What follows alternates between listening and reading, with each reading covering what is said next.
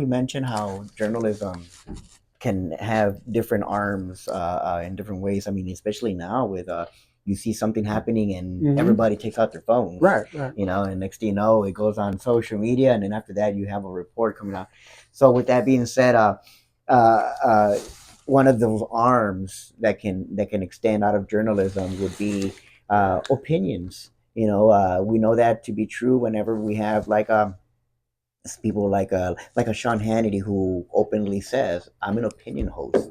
You know, so one of the things that falls on us would be, you know, when when these I don't know if you I would call them Pundits. journalists, Well, they're pundits, pundits. Yeah. okay, and they go to court for whatever reason, and a judge has to kind of say, and I have it here. Uh, the defense of these individuals, defense often involves arguing that a reasonable person would understand the statements as opinion, not as literal facts. I was on the way over here. I was trying to think of the famous ABC journalist. I think he was I know his last name might be Sawyer, one of those where he had a. There's a viral video that has him and Sean Hannity, and he's telling Sean Hannity like, you're really good at what you do, but it's what Hmm. you're doing is also can be dangerous Right. for America. So for the questions is so the dangers of do you see dangers to opinion journalism and traditional fact checking journalism? Do you see especially the journalism opinion part? I'm sorry. Is there can there be dangers to something like this? Well, back in again, old tricks, right? Old You've tricks. always, when newspapers were the only game in town, you had your columnists, and you still have columnists, right? And that's why you still look at our paper or whoever's, it'll say opinion on top. Yes. It'll be labeled opinion. A lot of people don't understand the difference though, because I at one point I was just doing strictly opinions and having my writers do news, and I'd have an opinion on that. But again, being old school in a sense, the way the old columnists used to be, they used to be your vetted journalists who have graduated to be columnists, and they used to be your best paid uh, writers on staff Oh wow. because they had all that journalism background. They've come up, they've done the street beat type of stuff, and then they worked their way to now being columnists. And being columnist is almost like a research paper. A good column would be like, I have my opinion on this, that this commissioner's a turkey, but here's why he's a turkey, and look at all the stuff he's done. And so it backs up, you will have numbers and figures and all that, or whatever you want to talk about, immigration or what have you. But look at that. I'm pro opening the borders, or I'm pro closing the borders because X, Y, and Z, and look at these numbers and look at all this other stuff. It'd be like almost like your high school essay papers, thesis papers, but Right. written a little bit more professionally. And I see these guys the same way. They're just doing. They did sometimes they'll have a good art. They're good at what they do because they have strong staff behind them. They'll have a staff on their own doing research all day, and then they'll write it. They're just talking stuff off of the teleprompter. They're not doing anything. They're 20-year-old interns are doing all the work and all that. Yeah. So the problem is, again, the consumer doesn't understand the difference. And I go back to when I was writing columns, I would get blasted on that, and I would tell the first thing, you're wrong, that this is not news. This is an opinion piece. This is an opinion column. It's set up differently. It looks differently than news. It says opinion on top. Mm-hmm. It has my mug on there. It has my picture that says regular publisher, and the name of my column is the inside scoop. And that doesn't allow you to get away with murder, though. You know what I mean? Okay. You ought to be able to support it. So and I have been threatened to, sued, lawsuits or whatever, and our attorneys would laugh at the lawsuits, not the lawsuit, but the threat letter, because anybody could write a cease and desist and stop talking about that. Right. I live with that. It's a badge of honor for journalists, right? And people think they're scaring me by doing that, but not really. Especially if I know I like you said, good at what I do, right? So you give it to the attorney or what have you, and the attorney will be like, there's nothing here. Continue, do what you need to do. Yeah. And any journalist or newspaper or whatever, they'll have good attorneys on staff that specialize in First Amendment rights. Okay, they're not just guys that do like the traffic accident on the weekends or whatever. They're First Amendment journalists, best First Amendment journalists in the world, not the galaxy, the world. New York Times, Really? great, great. If you read any of their stuff that comes out, they got the best Harvard educated, Ivy League educated First Amendment lawyers on staff. I would Yeah, only imagine. Yeah, yeah. no, that's why it's like a very hard pill to swallow. I mean, when you think of journalism in the United States, you think of the New York Times, and so whenever you hear like the failing New York Times or the Mm-hmm. fake New York, it's like, wait a minute. And I have read some of those articles, and man, they're very Yeah, they're thorough. Like they don't they you can tell. Uh, and the reason why I asked the opinion question is because to me it was shocking. Was a couple of years back when you have the main guy of a major news network who comes out in court and says it's not about blue, it's not about red, it's about green.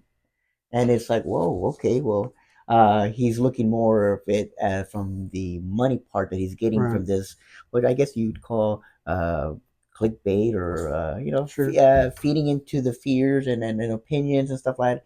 So that's why I'm like, is that a good thing to have, especially in the times that we seem to um, go be in.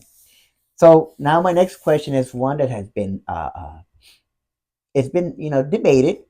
For me personally, I always picture journalism, and you see the movie, and you see the father in the morning eating his breakfast, Mm-hmm. reading the newspaper, right? And you know, I trust me. Sometimes I would do that, and like the paper just folds all over the Yeah, place. right.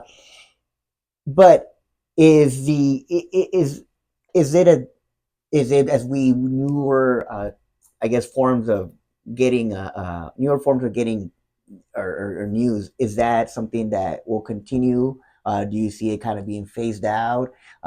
Is it, you can even go as far as, well, it's using too much paper, Right. you know?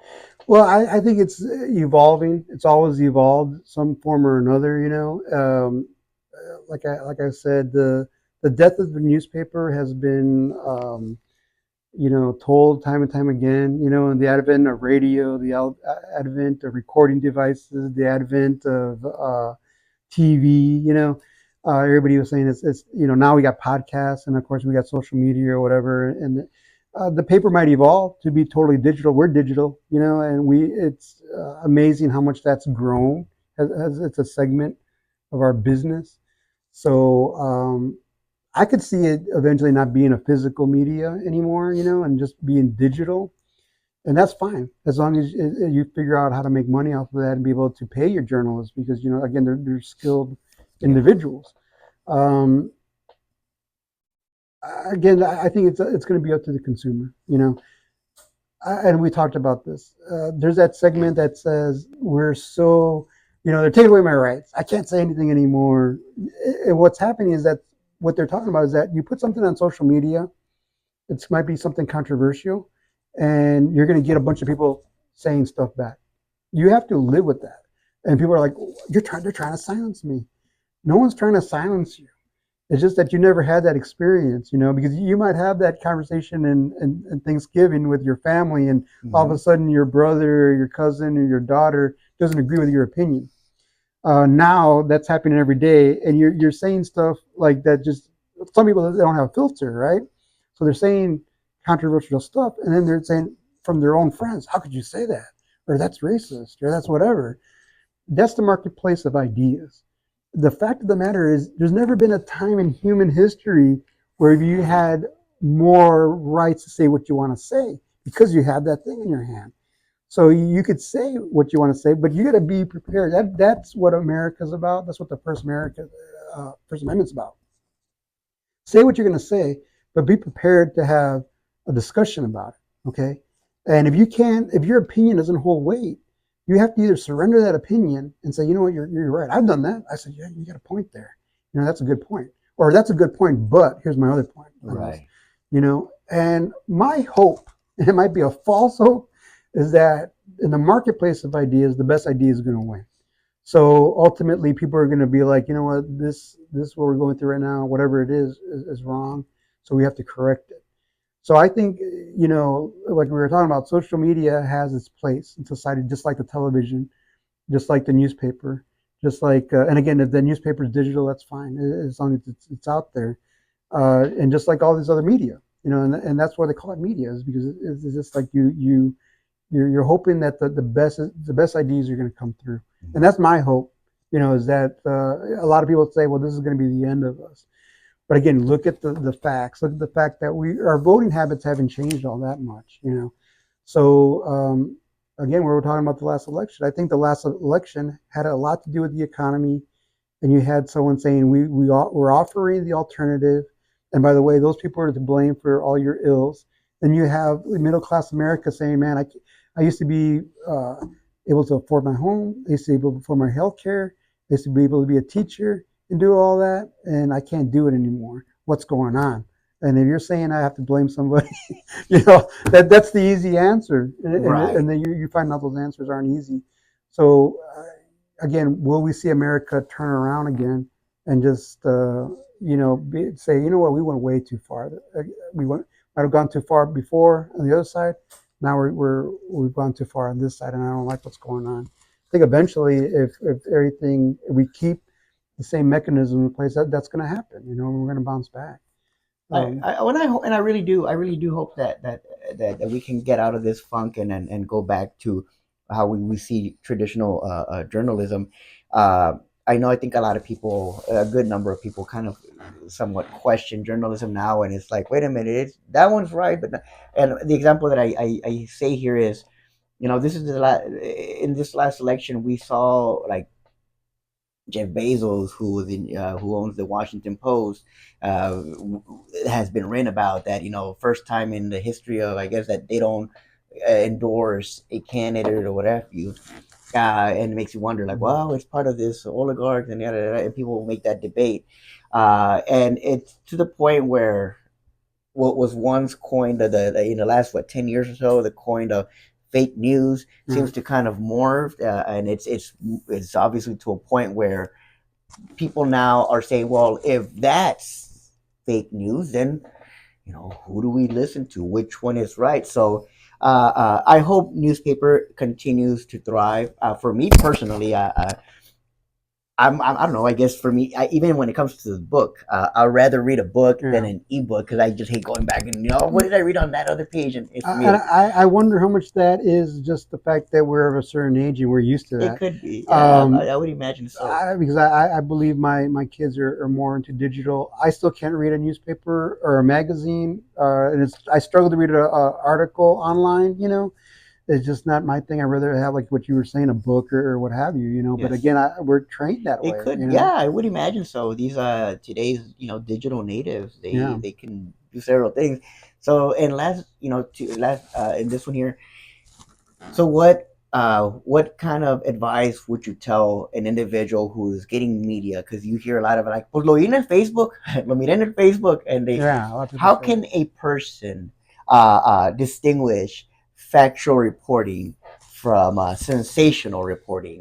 Is there like little key things? I know if you Google something like that, they'll put a little like this is these are key little things that might exist. But as a journalist for 30 years, what would you say that was? Sources, is it someone just, if you read a quote unquote story, a news story, and it's just like someone having a tale, like they're saying something in a book or something, and not quoting. Juan said this, and according to Mr. Alvarez or whatever, Commissioner Johnson or what have you, there's attribution. That's what they call a tribute. Okay. That it's coming to, according to Sheriff so and so, this is what happened. And I'm always pushing my writers to make sure that they're attributing everything, and that it's not coming off, and it reads a certain way when you read it. It's not coming off as people saying things, but there's a point to everything that's being said to lead you up to the story, right? So everything is according to the police report, according to this document, a specific document, according to some research or what have you. then you know you're on the right track. That this guy's actually talked to people or researched it or what have you. You know what I mean? And again, if it just seems very one-sided, well, wait a minute, you only talked to Commissioner Johnson about that. What about the other guy who probably didn't see it that way? You know what I mean? Right. Commissioner or whatever. That it's balanced. I might get a little off subject, but uh, this is what we're facing right now too, and this example really bothered me because an individual is involved in this, and what really bothered me is that there was an incident in the valley not too long ago. It was kind of a, a blue incident. Let's just call it. It was blue, right? That old term blue. It involved the gym, involved individuals in a gym. If you know what I'm talking about, um, and it made international news, right? And you had all these quote unquote influencers talking about it and having the gym's logo and all this other stuff. And it got to the point where, and there was so much wrong with this story on so many levels, and it got to the point where they had the woman involved, right? They had her picture. They showed three different women. I saw three different things with three different women that looked kind of similar. They had the same kind of hairstyle and all that. They were the gym employees, so to speak. And I saw one, a quote unquote influencer, a news influencer from Chicago, right, with the whole background, and he's kind of small, and then the background was showing the gym, and this is the person involved. The internet, the Valley internet sleuths, social media sleuths found the person, and here she is. That was like the third different person I saw, and I go, one or all three are not involved in that, right? And that poor third person looked so young. She had to be in her teens. She had to be a college student or maybe a senior in high school. Just imagine going back to school after that. Yes. And maybe you're not even involved with that. That person and those persons that showed those images need to be sued. They need to be held accountable. I don't know if that's a plan or whatever of these individuals. If I was that young lady and I was not involved in that, and they plastered my picture there, and especially in this day and age with bullying and cyberbullying, and you're a young lady and this is what they're doing to you, I would hold those people accountable. Right. And that's a way to silence a lot of the bad media out there. We're held accountable. We pay a lot of money for insurance to help us in case we do get sued. Knock on wood. Again, I've gotten those threats from people who don't like what we're writing, but I've never been sued. And a lot of it is because if there is a mistake, we'll fix it. And part of that suit has to show that you knew that it was wrong information, mm-hmm. and you put it out there anyway just to mess with somebody or do something or whatever. So that's never happened to us, And again, we use words like alleged and this and that. But again, it's the Wild West right now in the digital world. And for the most part, some people have been held accountable. But what the people that have been held accountable, by the way, are connected to brick and mortar newspapers. So what is that? What happens there is that they get shut down. You know what I mean? Because they can't afford the insurance anymore. It's kind of like a weird circle there. So the legitimate papers are getting shut down because they go, I could sue that person. And then that's the other thing you see a lot of. It's like, wait a minute, we're trying to be as responsible as possible. Yet that person on Facebook with the meme or whatever has no responsibility. Right. And again, there have been influencers who have been sued very recently, for just going after people and not being responsible about it. And that incident, when I saw all that, and I said, someone out here is wrong about this, one of these ladies, or all these ladies. And they need to be, and maybe they don't know, they should go after those people for maybe really harming their reputation. Right, I agree. But that was the worst of it that I had seen.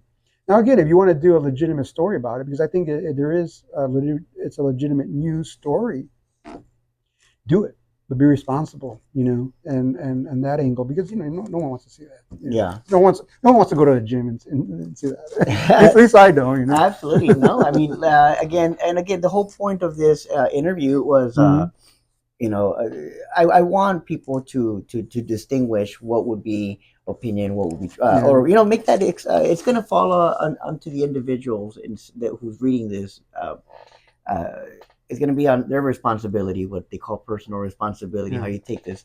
Uh, moving forward, I hope that we can come, to a consensus. I know growing up, you had, or you see the history when the TV first came out, and you have like CBS with Walter Cronkite, or you have who was the other one?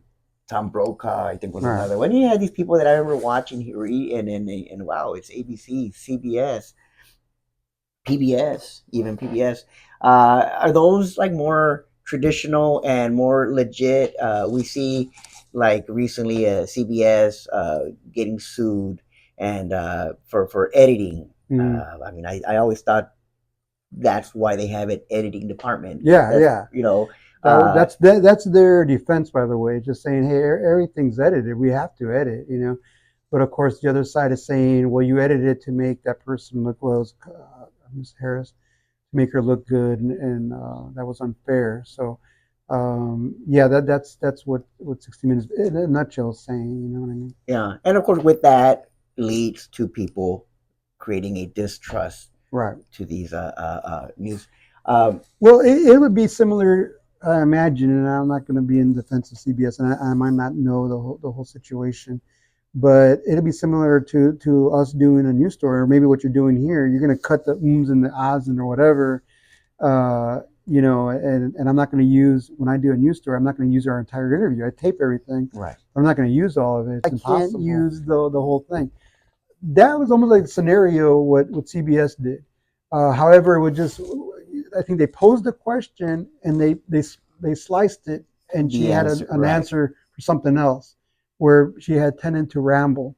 So the CBS is saying that was a legitimate editing thing that we do. We have to edit it. She was rambling or whatever. Right. And then, how they questioned it, how they found out was because their promo had her saying something different, and then the actual interview when it aired, it said something different. Is that what happened? Yeah, and so the Trump people were like, hey, "Wait a minute, their promo That had doesn't. Yeah. that doesn't match up to what was happening. What's going on here?" Start asking questions. So both sides might have a case, or have an argument at least. You know what I mean? ABC I don't know if you heard about that one with Right. George That George Stephanopoulos. Stephanopoulos. Right. Yeah, that one was again semantics, but it was a legal semantics because he had called the president something which he was convicted of, and it was just the wording was a little bit. He was convicted of something a little bit different than what he said he was. Right. So I was like, that one. I go, you could have fought that one, man. Yeah. You could have fought, and they did not fight it. Yes. And that again, that hurts all of us. Exactly. That hurts all of us. Exactly. That's the whole point of all of this. Yeah. Unfortunately for something like that, journalism in general gets covered under this umbrella of like, Mhm. whoa, you can't trust it anymore. Right. And then that just opens up the avenues to having to listen to somebody in a podcast, or somebody with no credentials and kind of Well, speaking. let me tell you what happens there in those cases, because at the time he was a publisher of another local little newspaper, and again we kind of all know each other, and at the time we had a printing establishment, and he would print with us, and he was a great guy, good guy. Um, I don't want to give away his name, but he got sued, and he was so upset because he thought he could fight it. Insurance didn't want him to fight it. Again, it's the base is business for them. So they said, we're going to pay this guy out. Okay. And he's like, what? You're going to pay him out? That's like, that shows that we've lost. Yes. And if I really believe in my stance here, and I might be giving away too many secrets here or whatever, but the insurances didn't want to fight it. They're like, we're going to lose more money fighting it than if we just give him what he wants. No, I understand. And they look at it. So that's what maybe ABC was looking at. You know what I mean? But I just say, again, that opens the doors for other people to come in. It's one thing if you really messed up and you're like, man, we deserve that or whatever. But then you're like, hey, man, we need to fight this thing, or these guys are going to win. Right. So I think ABC, and again, ABC is owned by Disney. They should have fought that. The CBS is a little bit more trickier. Again, Yeah. this is what I'm talking about. Not everything's always the same. Not everything's black and white, right? So I could say, well, I'm a journalist. They should have, whatever. But in ABC's case, I believe that they should have. In CBS's case, I think there's a little bit more black and white nuance Yeah, to that no, case. you have CNN kind of saying something that would bash one party, and then the opposite is like, oh, fake news, and then the CNN says something that kind of, says something good about that same party, and they're like, oh, it's. Right. And it's like they switch. When is it real? When is not? But I mean, for having 30 years of being a publisher of San Diego newspaper, which is a newspaper that I grew up as well reading and getting Mm-hmm. getting at home. I really appreciate you having the time to meet and have this podcast and then talk about some of these things and the importance of journalism, the where we're at, the past, the present, and the future with so much social media now. And thank you so much for the interview and hopefully and in giving us these answers that have hopefully enlightened us and the viewers, the people who watch this podcast, whoever gets the chance to see this interview can now be better informed on how journalism works. Obviously, professionals at work and getting to distinguish, and make a valid,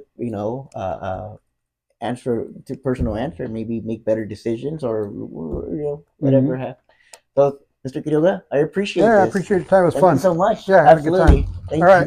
you.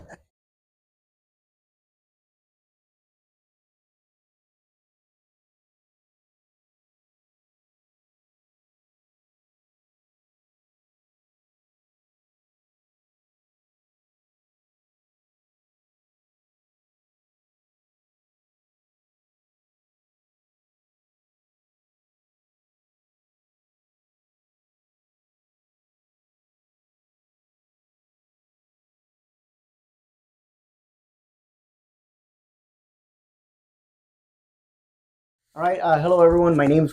All right. Hello, everyone.